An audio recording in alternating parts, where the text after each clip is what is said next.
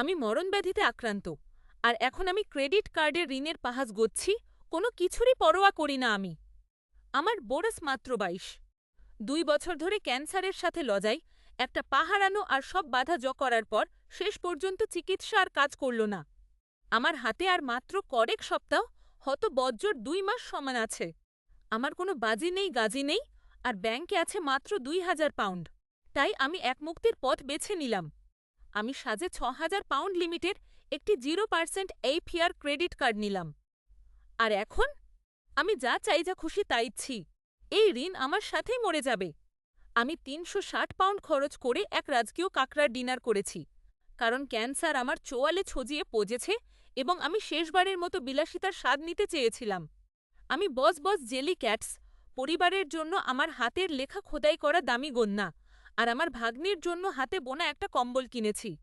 এমনকি স্থানীয় একটি ফুড ব্যাংকে ১,০০০ পাউন্ড দান করেছি।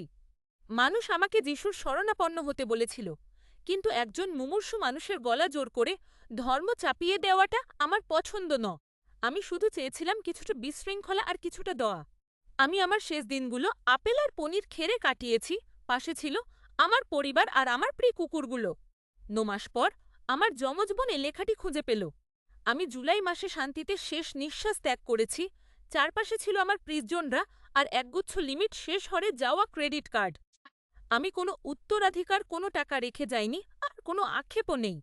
আমার জীবনের শেষ মুহূর্তগুলোতে আমি যেন ১০০টা জীবন বেঁচে নিয়েছি।